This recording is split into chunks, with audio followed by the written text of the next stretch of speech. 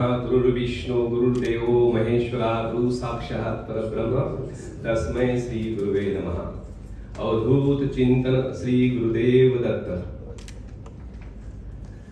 आज के इस विशेष आयोजन पर विशेष रूप से उपस्थित गणमान्य अतिथिगण, संगठन आयोजक और इस सभागार में उपस्थित सभी मान्यवर महानुभाव, मैं महेश भाई बहनों को नमन, वंदन, अभिवादन।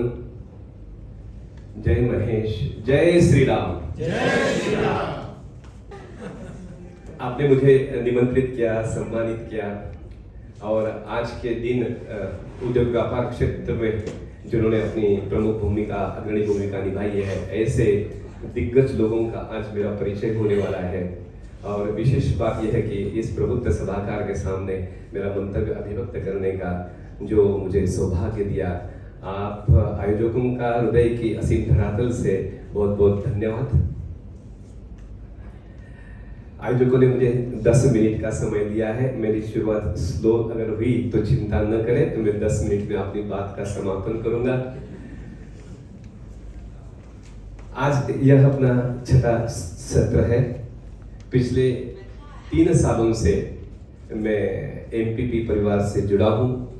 3 साल पहले पुणे में क्राउन प्लाजा में मुझे मेरी जीवनी रखने का अवसर मिला। उस समय चंद चेहरों को मैं पहचानता था। दूसरी बार प्रत्यक्ष रूप में नहीं, बट मैंने अपना जो सेशन औरंगाबाद में हुआ था वो अटेंड किया। वहाँ पर पहचान में वृद्धि हुई, कई अधिक लोगों को मैं परिचित हो सका।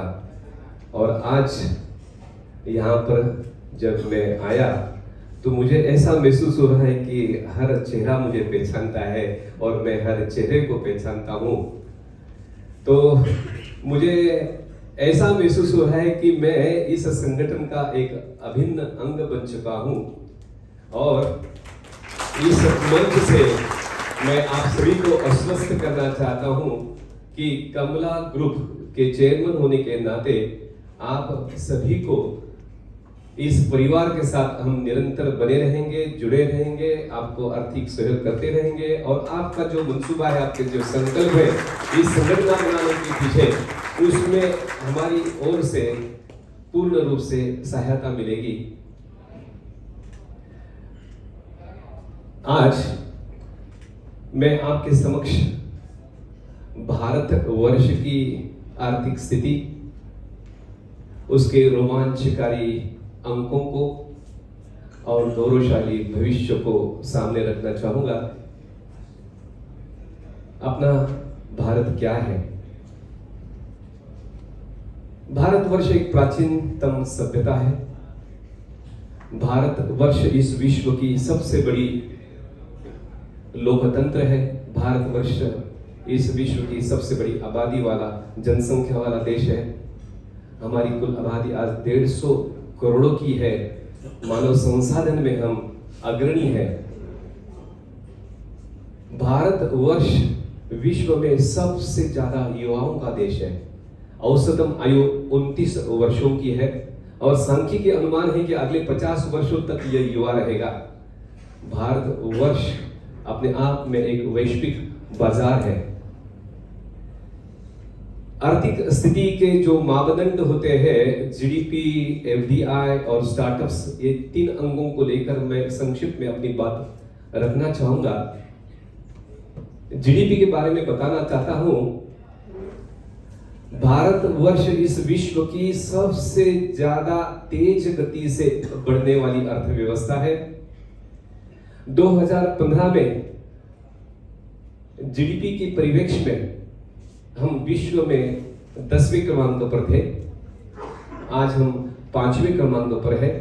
विश्व की बड़ी बड़ी अर्थव्यवस्था यूके, फ्रांस, रशिया को हमने पीछे छोड़ा है। चंद महीनों में हम 4थे क्रमांक पर होंगे। 2030 में हम 3रे क्रमांक पर होंगे। 2040 में हम 2रे क्रमांक पर होंगे। 2047 में जब हम स्वतंत्रता की गौरवशाली सुनहरी शताब्दी बड़े हर्ष उल्लास के साथ मनाते रहेंगे, उस दिन मेरा भारत इस विश्व की सबसे बड़ी अर्थव्यवस्था होगी। महासत्ता होगी, विश्व गुरु हम बनेंगे, ऐसा अनुमान है और इस अनुमान पर मेरा दृढ़ विश्वास। आज अपनी जीडीपी 4 to 5 ट्रिलियन है। इसके कुछ इस यात्रा के कुछ रोचक तथ्यों को आपके सामने रखना चाहूंगा। स्वतंत्रता के बाद पहला ट्रिलियन इकट्ठा करने के लिए भारतवर्ष को लंबे 62 साल लगे, 62 इयर्स। दूसरा ट्रिलियन हमने केवल 8 वर्षों में प्राप्त किया। तीसरा ट्रिलियन हमने केवल 5 वर्षों में प्राप्त किया। चौथा ट्रिलियन हमने केवल 2 वर्षों में प्राप्त किया। और अभी तो ऐसी बात है कि हमारी जीडीपी में हर वर्ष 1-1 ट्रिलियन जुड़ रहा है। मैं विशेष बात यह है कि अपना जो जीडीपी है उसका 2/3 हिस्सा डोमेस्टिक डिमांड से आता है। ये बहुत महत्वपूर्ण बात है क्योंकि हम लोग किसी पे डिपेंडेंट नहीं है। एफडीआई के बारे में बताना चाहता हूं। प्रत्यक्ष विदेशी निवेश 1947 में हमें स्वतंत्रता मिली। उस दिन से आज तक अपने देश में $1 ट्रिलियन की प्रत्यक्ष निवेश यानी फॉरेन डायरेक्ट इन्वेस्टमेंट आई। इसके भी कुछ रोचक तथ्यों को मैं आपके सामने रखना चाहूंगा। 50% से भी ज्यादा का जो फॉरेन डायरेक्ट इन्वेस्टमेंट है केवल 8 वर्षों में आया। हर वर्ष पिछले वर्ष की तुलना में अधिक फॉरेन डायरेक्ट इन्वेस्टमेंट लेके आ रहा है। पिछले 8 सालों में तो यह बात है कि हर वर्ष पिछले वर्षों के उच्चांक तोड़ रहा है। आर्थिक वर्ष 2020-2021 में वैश्विक आपदा कोरोना जब आया, उस वर्ष भी हमारी ये परंपरा खंडित नहीं हुई। उस वर्ष भी $88 बिलियन की हमें फॉरेन डायरेक्ट इन्वेस्टमेंट मिली। मुझे आप सभी लोगों का एक विशेष बात पर ध्यान आकृष्ट करना चाहता हूं।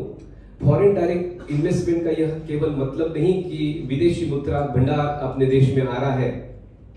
इसका एक विशेष महत्व यह है कि ग्लोबल कम्युनिटी का आप पर, आपकी क्षमता पर, आपके उद्यमता पर, आपके पारदर्शिता पर, आपके संकल्पों पर, आपके उज्जवल भविष्य पर विश्वास है।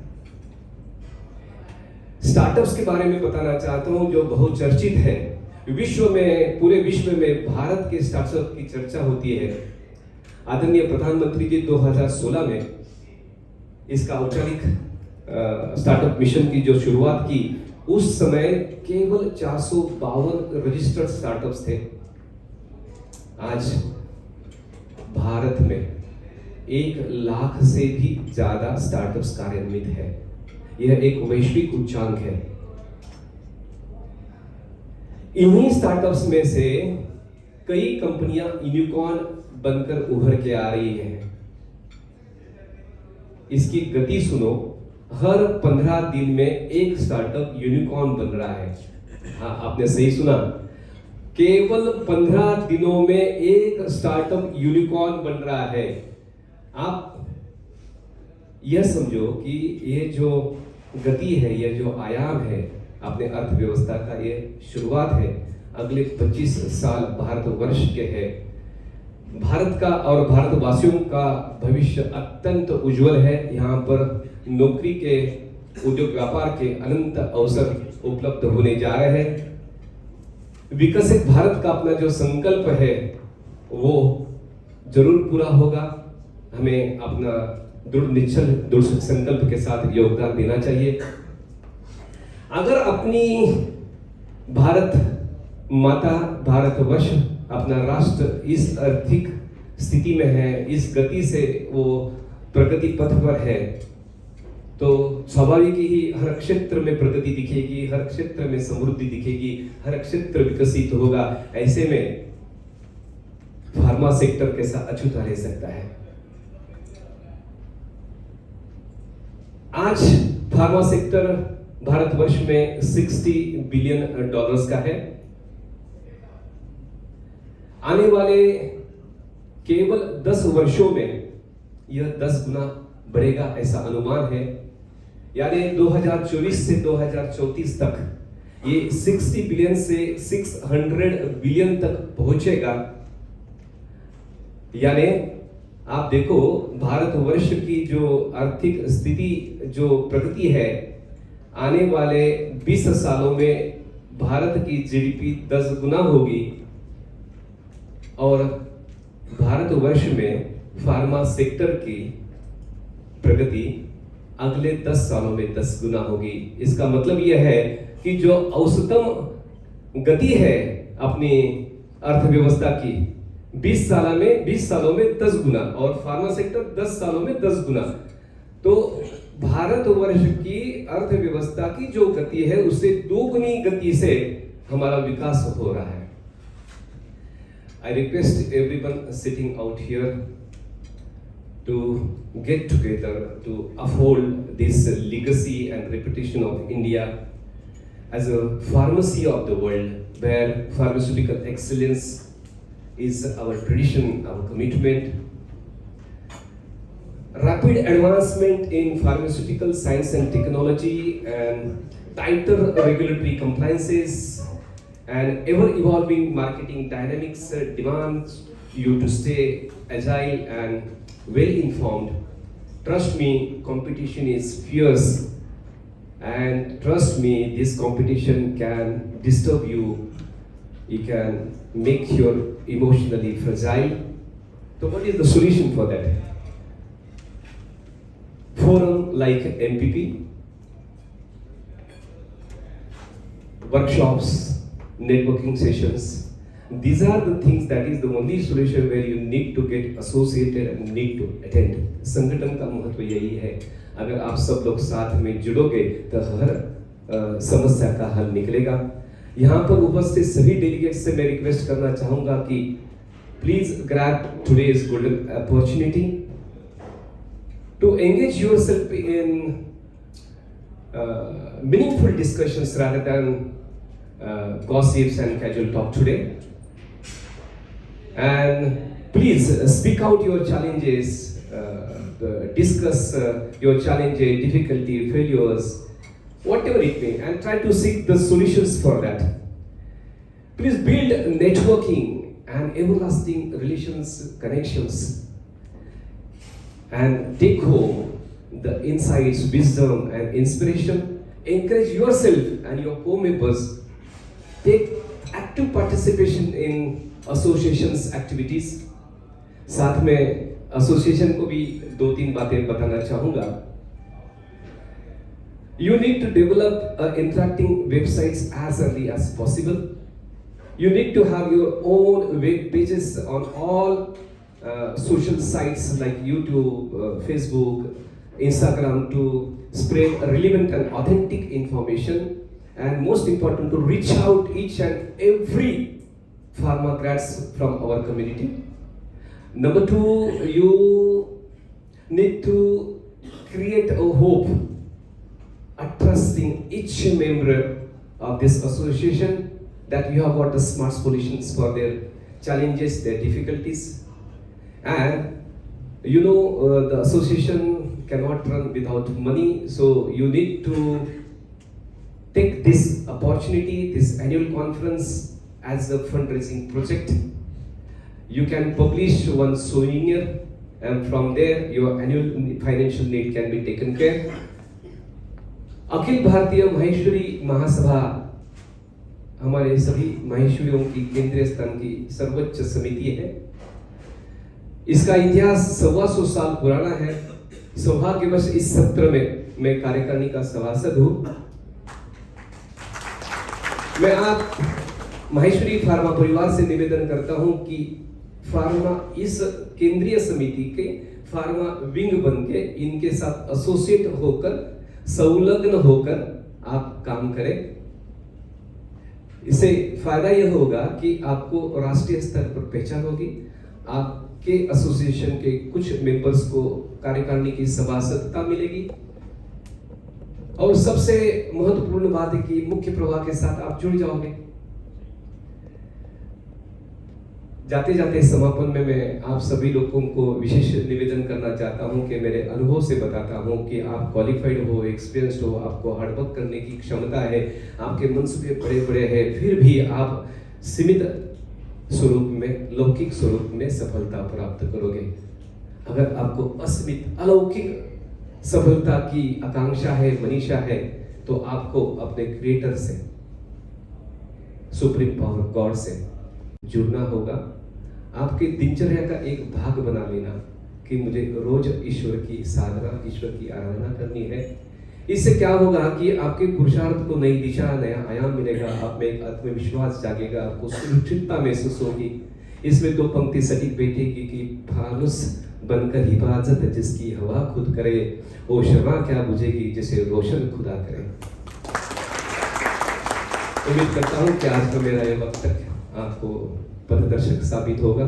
समापन में आप सभी के लिए ईश्वर से प्रार्थना करता हूँ कि आप दिन प्रतिदिन अपने क्षेत्र में नई ऊंचाई, सफलता में नई ऊंचाई हासिल करें। स्वयं का नाम, अपने परिवार का नाम, अपने समाज का नाम, अपने राष्ट्र का नाम रोशन करें। अपने पुरुषार्थ का ऐसा परिचय दे कि इतिहास भी अपने लिए एक पन्ना रिक्त रखे। उस रिक्त पन्ने को हमें अपने चारित्र से रंगीन करना है। कबीर जी कहते हैं, जब हम पैदा हुए जग हंसे हम रोए, ऐसी करनी कर चलो हम हंसे जग रोए। अंतिम दो पंक्ति रखता हूं, बड़ी शिद्दत से निभाओ अपना किरदार इस जहां में। यारो, बड़ी शिद्दत से निभाओ अपना किरदार इस जहां में। पर्दा गिरने पर भी तालियां बजती रहे।